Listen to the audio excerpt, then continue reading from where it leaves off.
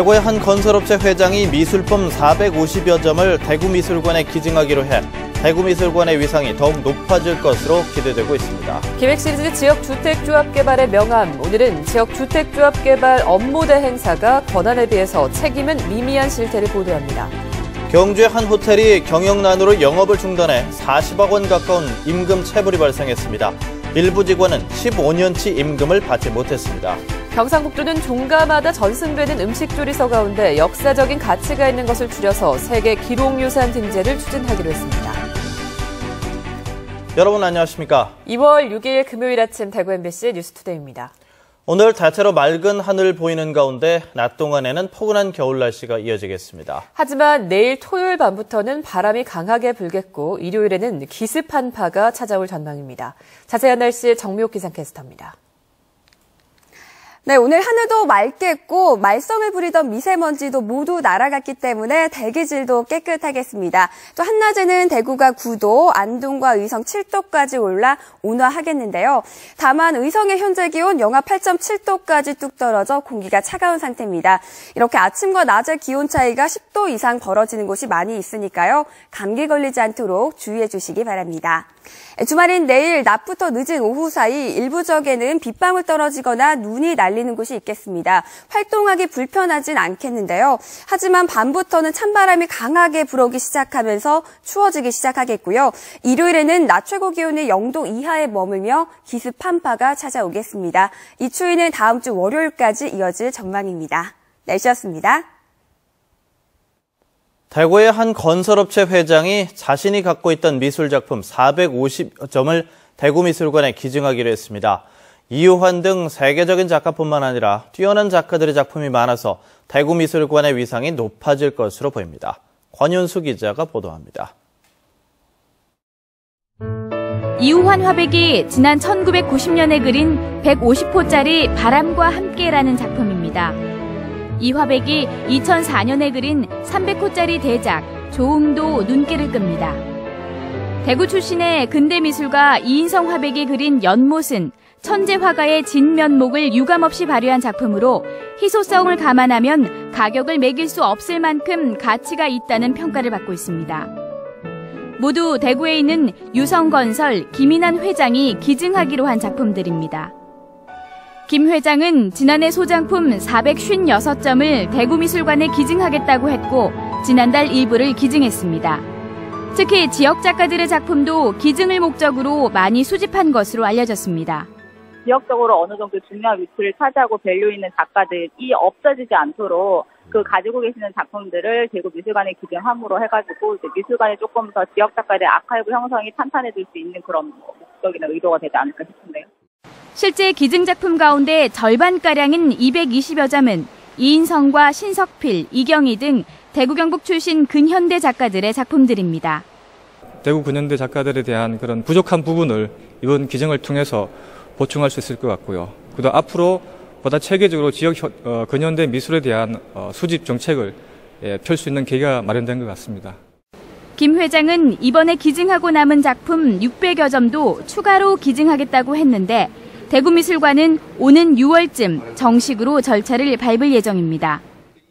한편 국내 공공미술관에 작품을 대거 기증해왔던 제1교포 사업가 하종웅 씨도 지역 작가인 곽인식의 작품을 비롯한 46점을 기증하겠다고 밝혀 대구미술관의 위상이 한층 높아질 것으로 기대됩니다. MBC 뉴스 권윤수입니다. 대구지방국세청은 경기 침체로 어려움을 겪고 있는 업종의 세무조사를 유예하겠다고 밝혔습니다. 대구국세청은 연 매출 1,000억 원 미만인 섬유와 문화 콘텐츠, 뿌리 산업에 해당하는 업체들과 일자리 창출에 기여한 업체들의 세무조사를 올해 유예하겠다고 밝혔습니다. 또 지역은행과 협약을 맺어서 성실하게 세금을 낸 소상공인들에게 무담보 소액 대출을 해주기로 했습니다. 2015 세계 물포럼에 참가하는 대구시 자원봉사자 선발이 끝났습니다. 대구시는 지난해 10월부터 2달 동안 자원봉사자 신청을 받은 결과 659명이 신청해서 모집 인원 대비 177%의 신청률을 보여 당초 정원보다 많은 454명을 선발했다고 밝혔습니다. 연령별로는 20대가 절반이 넘는 62%를 기록한 가운데 60대 이상도 80명, 12%나 됐습니다. 자원봉사자들은 오는 23일 엑스코에서 발대식을 갖고 소양 교육을 받은 뒤 안내와 숙박 등 14개 분야에 배치됩니다.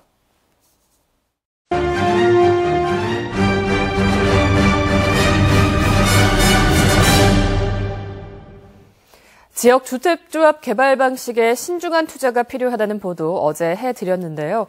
오늘은 조합의 업무를 맡아서 하는 이른바 업무대 행사의 문제점을 짚어보겠습니다. 아파트 개발 사업을 실질적으로 이끌고 있는데 그 권한에 비해서 책임은 미미하기만 합니다. 보도에 이상원 기자입니다.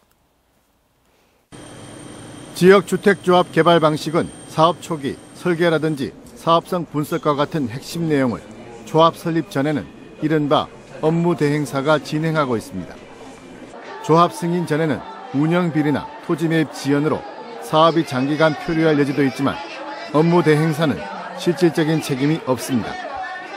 정작 사업의 책임을 지는 조합원들은 필요한 정보를 제대로 알지 못한 채 업무 대행사에 일방적으로 끌려가는 경우가 대부분입니다. 사업의 피해가 만약에 발생했을 경우에 궁극적인 책임을 조합원들 개인이 다 져야 되는 그런 상황입니다. 그래서 그런데 실제로 그 책임에 비해서 사전에 정보를 너무 갖지 못한 상태에서 참여를 하게 된다는 게 지금 그 문제점이죠. 외제업체가 대부분 업무 대행에 책임성과 신뢰도가 더 떨어진다는 지적이 제기되고 있고 자격 요건도 허술하기만 합니다.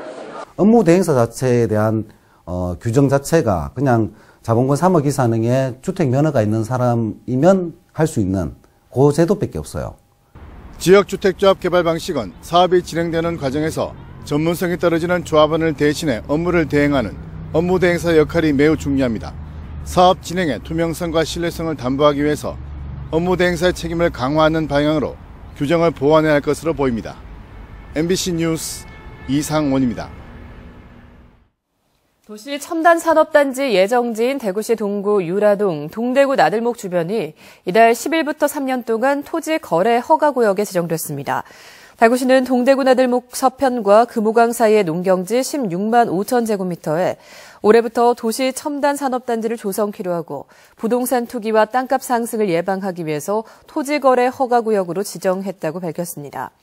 허가구역 내에서 주거지역은 180제곱미터, 상업지역은 200, 공업지역은 660, 녹지지역은 100제곱미터를 초과해서 토지를 거래할 경우 관할구청의 사전 허가를 받아야 합니다. 국회 산업통상자원위원회 새누리당 김상훈 의원은 대기업이 중소기업에 부당한 압력을 행사하지 못하도록 하는 공정거래법률 일부 개정안을 대표 발의했습니다. 김 의원이 대표 발의한 3개 법은 하도급 거래 공정화에 관한 법률, 대규모 유통업에서의 거래 공정화에 관한 법률, 가맹사업 거래의 공정화에 관한 법률 등입니다. 하도급법 위반에 대한 과태료를 500만 원 이하였던 것을 5천만 원 이하로 상향 조정하고 하도급 대규모 유통업, 가맹사업법에 관한 서면 실태 조사 때 대기업이 중소기업에 부당한 압력을 행사해서 조사서를 허위로 작성토록 하거나 제출하지 못하도록 강요할 때 과태료를 부과하는 내용이 포함됐습니다. 경주의 콩코드 호텔이 경영난으로 영업을 중단하면서 40억 원 가까운 임금 체불이 발생했습니다. 일부 직원은 무려 15년치 임금이 체불됐다고 합니다. 김기영 기자가 보도합니다. 신혼여행 숙박지로 한때 선망을 받았던 경주 콩코드 호텔.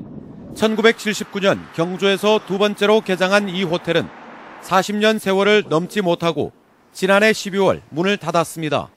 현재 매각이 추진 중인데 90여 명의 직원들이 임금과 퇴직금 42억 원을 받지 못하고 있습니다.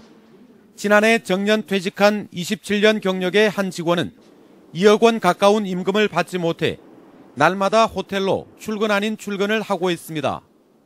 남들은 다 퇴직하고 좋은 꿈을 꿀 수 있지만은 개인적으로 봐서는 좀 서글픕니다. 한스럽고 우리가 충성했는 것 자체가 원망스럽네요. 상당수 직원들은 매각에 방해가 될까 스스로 사표를 썼다고 말합니다. 최대 400여 명에 이르던 직원들은 현재 20여 명으로 줄었는데도 밀린 임금을 해결해 주지 않는 경영진이 원망스럽습니다. 자기 친구인 그분들한테는 전부 다 50만 원에서 기본금을 100만 원씩 다 올려줄 것 같습니다. 그런데 26년, 30년 근무한 사람한테는 일체 안 올려주고.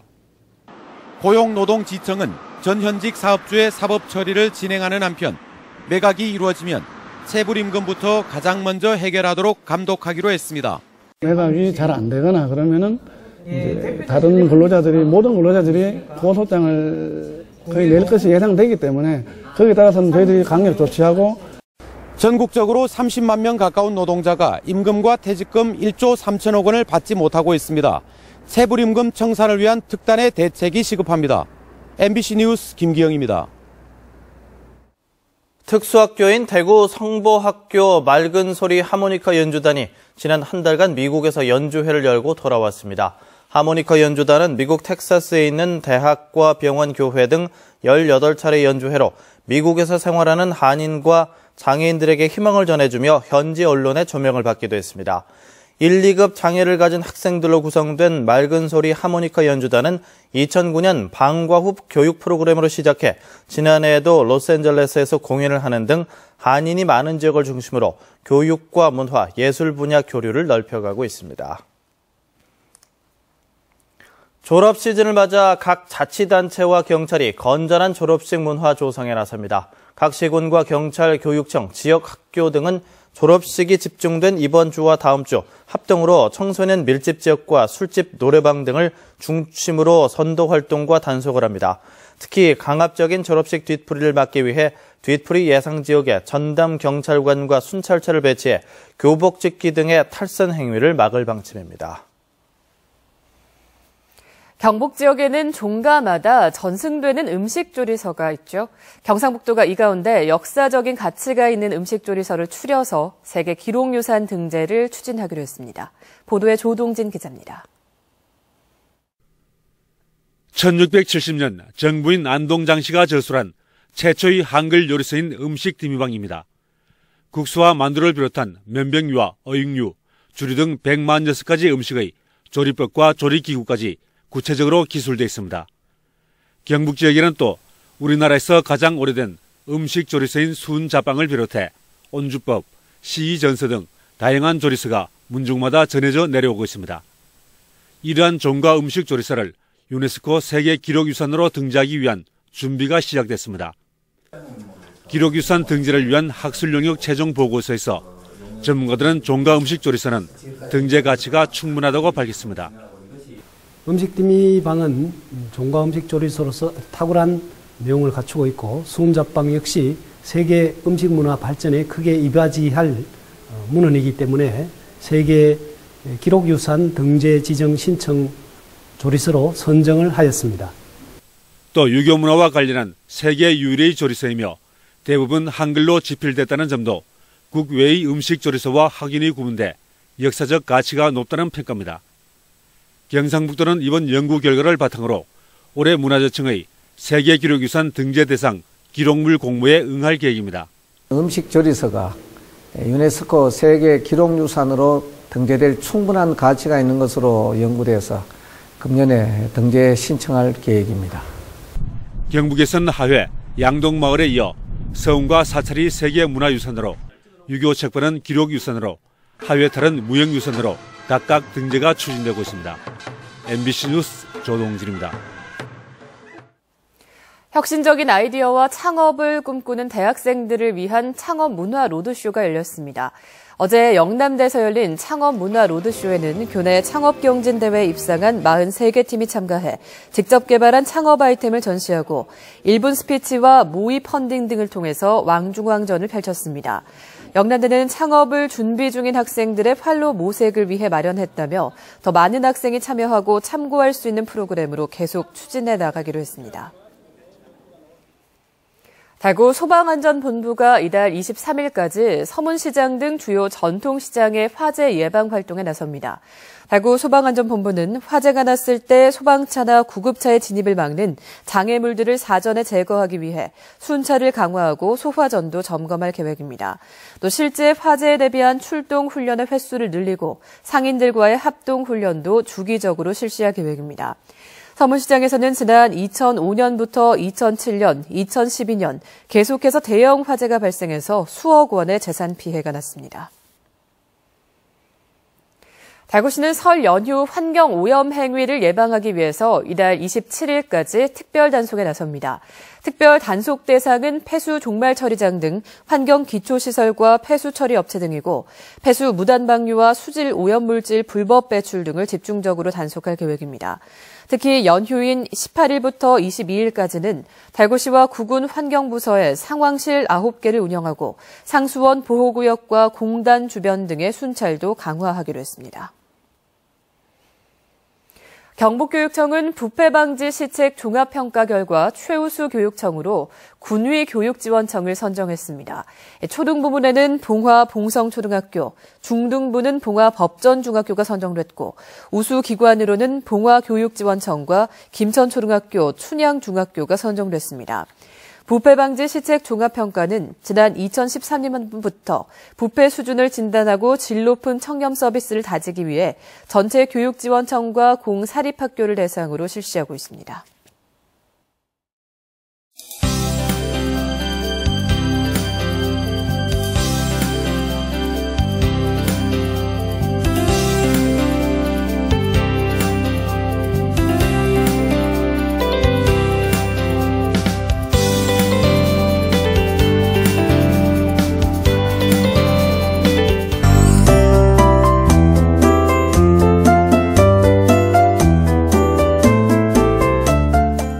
오늘은 하늘도 맑겠고 말썽을 부리던 미세먼지도 모두 날아갔기 때문에 대기질도 깨끗하겠습니다. 또 한낮에는 대구가 9도, 안동과 의성 7도까지 올라 온화하겠는데요.